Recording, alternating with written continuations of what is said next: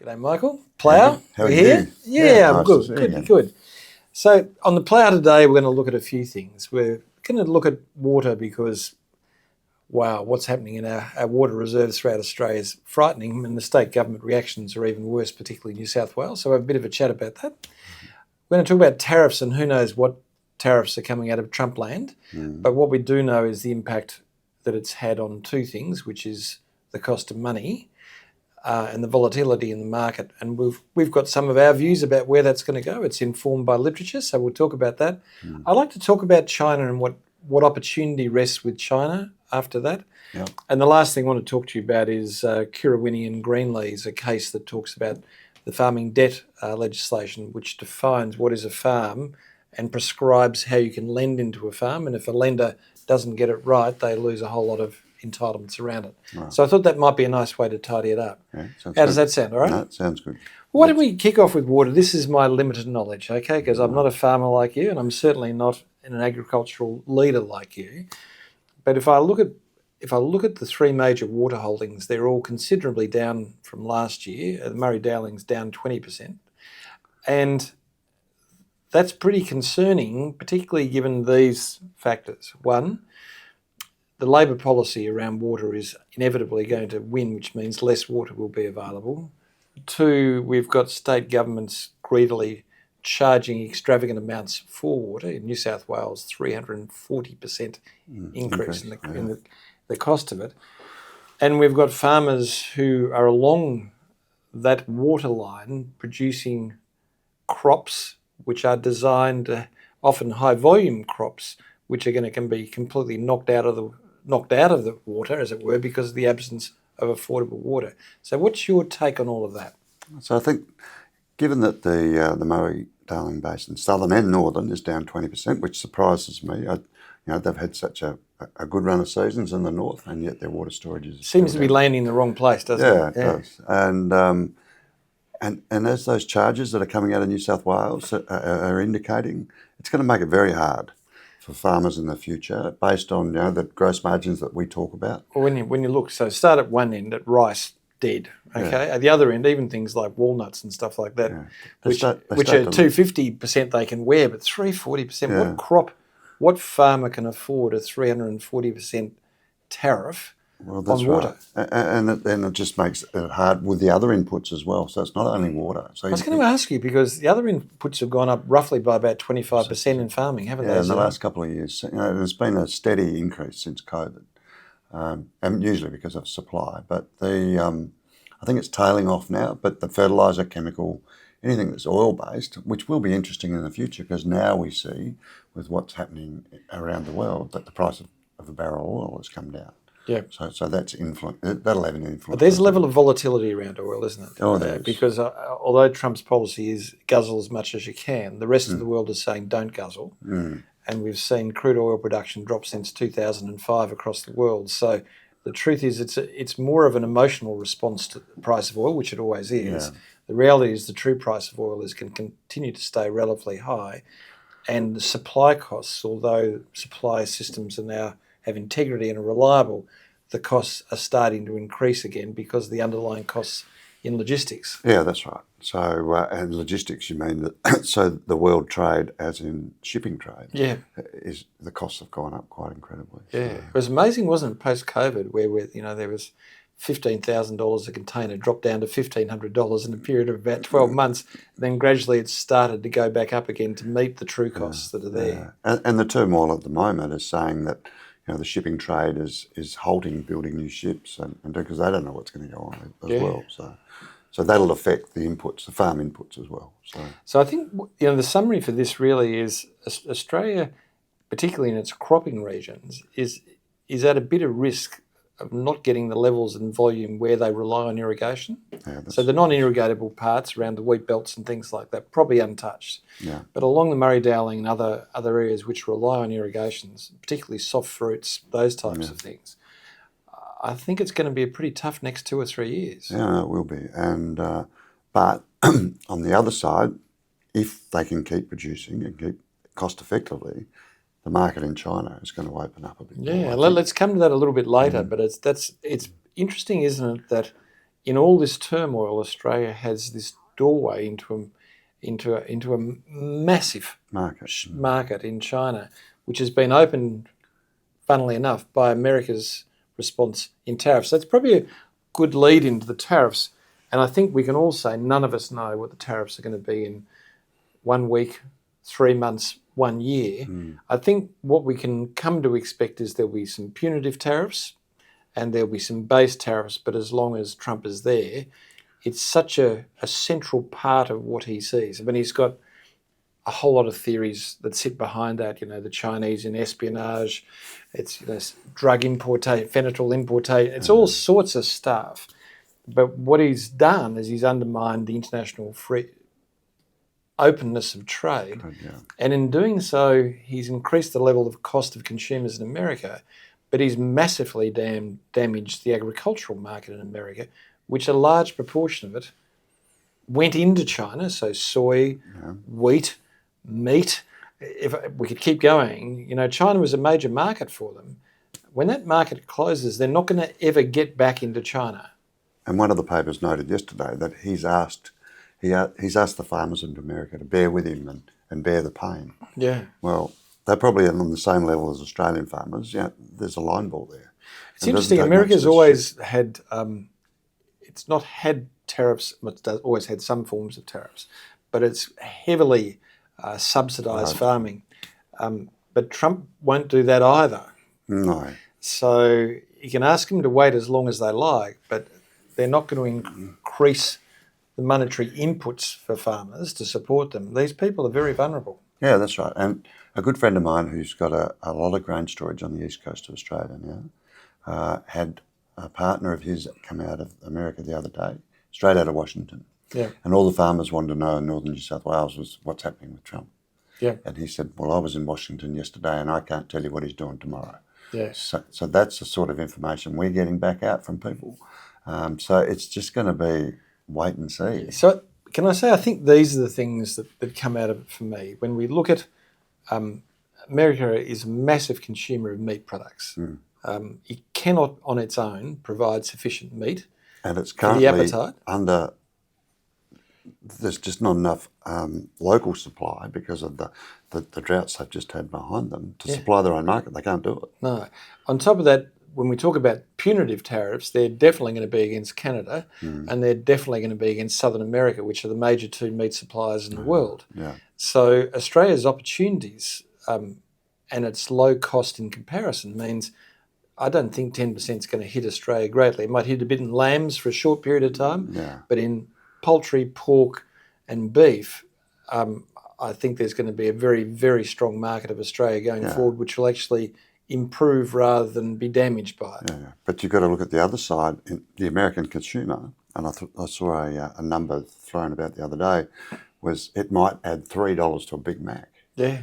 Because of all the tariffs and everything he's adding on. So that's going to hurt the American It's going to hurt and it'll reduce demand, but the bottom line is it is a market that is addicted to fast foods and meat. That's right. They're going to keep consuming. Oh, they love hamburgers. And that's actually, when we look at beef, a large portion of export of beef is to the hamburger market. That's correct. So I think for tariffs, one thing is we're not going to lose our agricultural market to America. It's going to make some things a bit more expensive, some things a bit more difficult, and it's going to be rocky and wild. The risk for us is really in the money market, what we're selling based on our value of a dollar. But that's really only going to move between high 50s to low 60s. My feeling is that we're going to be a very attractive place to buy from because our dollar is cheap at the moment. Yeah, that's right. So, and China will utilise that as well. Yeah. So, and I think things have changed since COVID when we were sort of relying on minimal markets, but we've opened markets up. Yep. All the major protein markets and cotton and wool have opened up to other markets. So we're spread around a fair bit. So I think our good, green, clean produce will be in demand. Well, there's 2 parts to this, really, isn't there? Yeah. Well, there's 3 if I do it. There is our premium market. There is also the organics market, which Australia is starting to develop, and again, because of its green labelling, is attractive. And then there's its mass volume market. Australia is doing incredibly well in moving that volume around, and with America putting tariffs on, particularly Canada, when you look at grain production, again, South America, Australia has unique opportunities. And the other part is throughout Asia and Europe, there mightn't be high tariffs, but there is a dislike for American-based products. That's right. And there will be in a favour from us because we haven't kicked up a storm, but we've gone along with Asia and Europe in saying tariffs are bad. Yeah, that's right. So we're just playing it very cool, which is good. So let's talk about China, because that's fascinating, isn't it? I read an article, I've read several articles about the Chinese disposition, and I've acted for a long time for quite large-scale Chinese-based clients. And one of them said to me one day, you have to understand in our business, time is always in our favour. When I said, what do you mean? He goes, we can wait.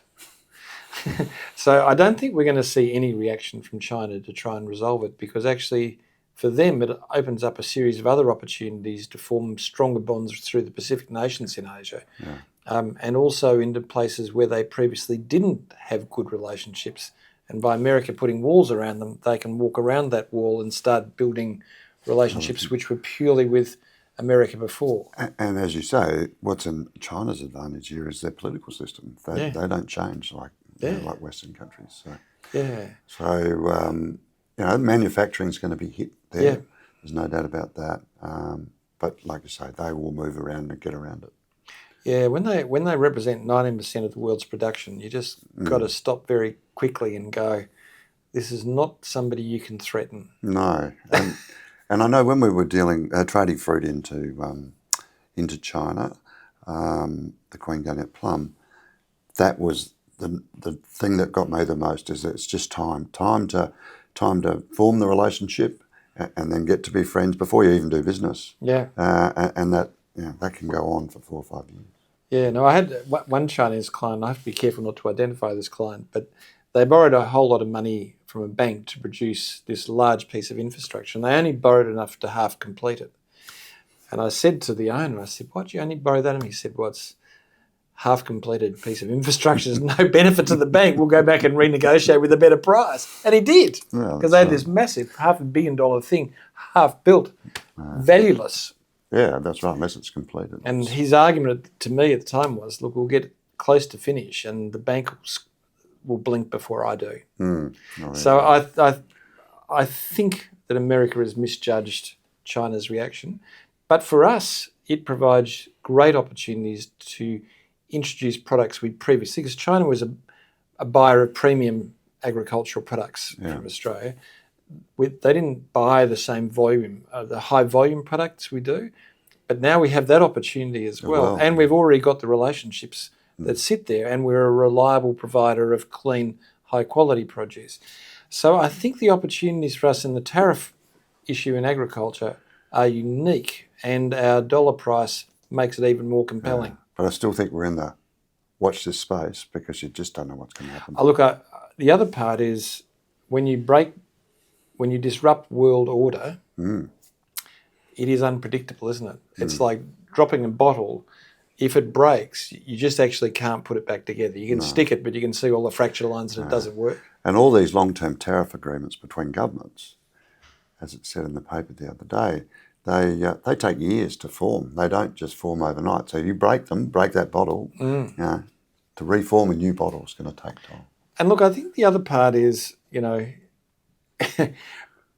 people form not only written alliances, but they form emotional alliances between countries. And I think what's happened with the tariff process and the chaos around it is those alliances will never be the same again. So there will never be that you can ask me a favour and I'll do it. There'll be you can ask me a favour and I'll look for where my best outcome is. That's right. And that changes the world for a big, powerful country like America, who could command it. They can command as much as they like now, but if I can get a better price somewhere else, I'll be going somewhere else. And the bottom line, Andrew, is that when all that manufacturing moved over to China, it was because of the cost of production. And most of that was labour. So that still exists in China, reasonably cheap labour. It's not as cheap as it used to be. And Vietnam, which is sitting behind it. But it doesn't exist in America. So trying to bring all that back with the labour costs, they've got to either go down the automation angle and robotic angle, which that doesn't happen overnight either. And the other part is America in Western wages is significantly lower. So if you look at it compared to Europe, significantly lower wages in manufacturing and agriculture and all those places, significantly lower than Australia. And that has meant that they haven't automated and moved towards robotic interventions because actually they were relatively cheap. So there's a long lead time for them to get where they need to get to. And the other part is, in key parts of the area, they're not innovating at the speed that other people have innovated. So they're stuck with relatively traditional practices that still exist there, particularly around soil management, which will create risk for them. Yeah, but if you look at Australia, Australia has been very innovative because we haven't got, labour's been our big problem all along, so we've had to develop that very quickly, as with Asia has. But so I think that's in our advantage. But it is hard to predict, isn't it? I'm not a farmer like you. I'm certainly not a large investing-based agricultural farming enterprise like you are, but I dread what's happening in the next 6 months. I have, I run a law firm and a consulting business, and we've already seen the changes in behaviours in consumer spending, in receipts, in all sorts of things. We're seeing the changes of behaviour where people are afraid. You see them normally before recessions, but sometimes, and you see them just before elections, by the way, you see the same thing. But we're seeing an enormous level of volatility and tension in our clients. And so all the litigious processes we're getting are people distressed, fighting, not strategic. And when the world goes from strategic to tactical, the world gets much more expensive and much more destructive. And it means you can't rely on relationships. Strategy is a place where I go, Michael, come and sit down, let's have a coffee, let's work this out. In a more fractured world, I'm looking at everything you do, every single thing you do, and I'm looking at someone who might do it better. If we get to that sort of world, we're all in a bit of trouble, actually. And you've got to remember with agricultural, Andrew, I was reading something the other day, these markets have opened up because of the tariffs, and I'll just take almonds, for example, and they look like there could be a significant increase in price in almonds, export almonds. Yep. And yet the results have come out from Select saying that their production's down because of the frosts in October last year. Yep. So in agriculture, you never know. And at the moment, we've also got this massive dry in the southeast of Australia. Almonds are a great example for irrigation, aren't they? Yeah, if you put the price, they're things that have lots of margin that sits inside it, but 340% by the New South Wales government doesn't make it viable. And if you drop production because of a frost, you're in strife. Yeah, so there's a lot of risks in agriculture, as we know, going forward, and things that we have to overcome. But and probably, it's not part of our discussion about China that we're having, but it is worth reminding, and I know we're speaking to an agricultural market who feel this every day in their hip pocket. It is more expensive. Climate change has increased the level of volatility in the uncontrolled farming market as distinct from working inside here. And you've now got a world that's caught in turmoil and doesn't know what's happening tomorrow. So long-term contracts and things are becoming risky, and yet they are the things that foster the ability to plant a crop knowing you've got a pre-sale. Yeah, that's right. So the world for agriculture has changed. It's not a nice place to be. I'd prefer to be in Australia than America if I was in agriculture. I think so. And I think Australia has unique opportunities because of its brand and because of the relationships it's fostered and because of its innovation. But nothing should be taken for granted. And if our dollar went up to 75, we'd be in strife. Yeah, that's right. So, but I think just good planning, like you say, good relationships. Yep. That's any business, not only agriculture, is all about. So. Now, what I thought I might just talk about last is just, I always try and sneak in a bit of case law because I'm a lawyer, and that's right. Probably the only skill I've really got. So you're going to have to bear with me. One of the things in all jurisdictions is farm debt legislation, and what that does is it's protective for farmers. So it has a high level of procedural requirement and of interventions that can occur before a farmer can be foreclosed or wound up. Okay, and that's for a very obvious purpose, and that is farming is seasonal, it's high risk, and there's got to be a level of movement inside lending to recognise where that risk sits. So the question really is under farm debt regulation is when a lender is lending to you, do they properly identify you as a farmer, or do they try and impose normal commercial lending terms? And if they try and impose normal commercial lending terms, they will be unsuccessful in immediate attempts to wind you up to call in the debt. And that's probably Kiwani and Greenlees is a classic example of a farmer who primarily ran cattle, had a small poultry operation, subdivided his land, which he'd been farming for 20 years, a piece of land that he bought in 2004, subdivided into 4, kept them all, farmed on them, borrowed money, refreshed his lending, and then Kiwani, who is the lender, tried to enforce and said, look, all the evidence shows this was part of land development, this was subdivision land development, this was not farming. And the court, not surprisingly, because there's some very significant authority, has said, no, the farm debt legislation applies to people who farm. So if a person is on a farm doing farming, irrespective of the nature of the money that they're getting, so long as the preponderance of what they do is farming, they are a farmer, and the farm debt legislation applies to it.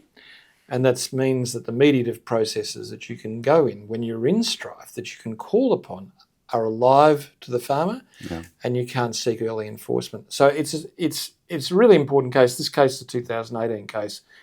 And the only reason I'm telling you about it is this is an area that we work in extensively, and lenders are starting to get spooked in farming, particularly small farming enterprises. A lot of those small farming enterprises purchase pieces of land. They're now dividing up. They're doing all sorts of things to get money back into their own business. And a lot of those lenders made some fairly considerable errors around how they documented the lending they're doing. So I want farmers to go and look at their lending documents, be satisfied they are farmers, and if they're not, take a level of comfort that there is legislation there which will protect them. That's right. So look, that's it for this month. Yeah. We'll be back in a month's time, and we'll know more about tariffs at that stage. Maybe. We'll know more about the world at that stage. We'd really welcome any ideas you have that you'd like us to talk about.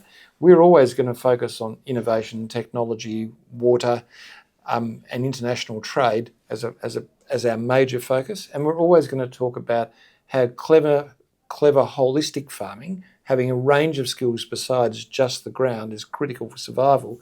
And we'll always bring you cases that demonstrate that. But we'd love to hear your views about what you'd like us to talk about, because we find it fascinating and we enjoy it. Yeah, that's right. And who better to have someone sitting here than someone who's worked for superannuation, investors and all, creating farms from deserts, basically, and creating great success around it, who can actually analyse what is the most important issues at the moment in farming. So we look forward to seeing you next month.